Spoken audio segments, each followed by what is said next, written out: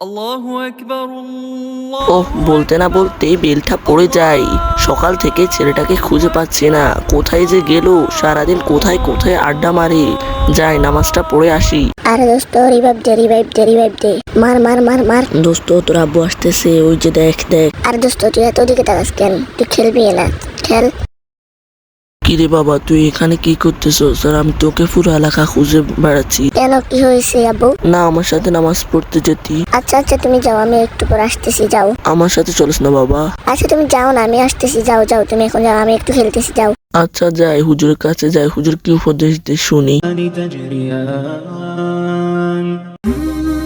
যাই, এই জায়গা দিয়ে ইমাম সাহেবের জন্য একটু দাঁড়াই। আসসালামু আলাইকুম, কেমন আছেন? আলহামদুলিল্লাহ হুজুর, আমি ভালো আছি। আপনি কেমন আছেন হুজুর? আলহামদুলিল্লাহ রহিম ভাই, ভালো আছি। হুজুর, আপনাকে একটা কথা বলতাম। কি রহিম ভাই, আপনি কি বলতে চান? না, আসলে আমার ছেলেটা কয়েকদিন ধরে একটু খারাপ হয়ে যেতেছে, এখন আমি কি করব? রহিম ভাই, আপনাকে তো এখন বললে আপনি বলবেন দোষ। আসলে আপনারা নিজের কারণে নিজেদের সন্তানকে নষ্ট করেছেন। হুজুর, আমি ঠিক বুঝতে পারতেছি না আপনি কি বলতে চাইতেছেন। আপনার কি মনে আছে যখন ছোট ছোট বাচ্চারা মসজিদ আসতো, আপনি কি করতেন? ও, আসলে আমার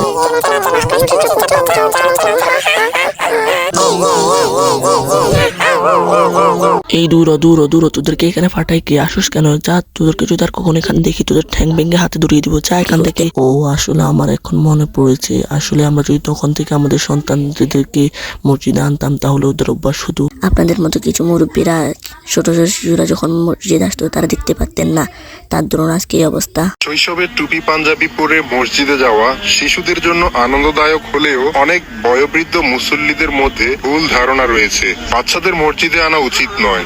অনেক ক্ষেত্রে তাদের সঙ্গে কঠোর আচরণ করা হয়, যা মসজিদের প্রতি আগ্রহ কমিয়ে দেয়। অথচ ইসলামের শিশুদের মসজিদের সঙ্গে পরিচিত করানো গুরুত্বপূর্ণ, কারণ শৈশবের অভ্যাসই পরবর্তীতে সহজ হয়ে যায়। রাসূলুল্লাহ সাল্লাল্লাহু আলাইহি ওয়াসাল্লাম নিজে মসজিদে নববীতে নামাজ আদায়কালে তার নাতিদ্বয় তার ঘাড়ে চড়ে বসতেন এবং খেলতেন। এমনকি তিনি দীর্ঘ সিজদা করতেন যেন তাদের খেলায় বাধা না পড়ে। সাহাবীরাও এই দৃশ্য প্রত্যক্ষ করতেন। তবে একেবারে অবশ শিশুকে যারা মসজিদে আদব রক্ষা করতে পারে না তাদের আনা উচিত নয়। রাসূলুল্লাহ সাল্লাল্লাহু আলাইহি ওয়াসাল্লাম এ বিষয়ে সতর্ক করেছেন। তাই শিশুদের মসজিদমুখী করার পাশাপাশি তাদের শিষ্টাচার শেখানো জরুরি। এই ভিডিওটি ভালো লাগলে লাইক, কমেন্ট এবং শেয়ার দিতে ভুলবেন না যেন। ধন্যবাদ সবাইকে।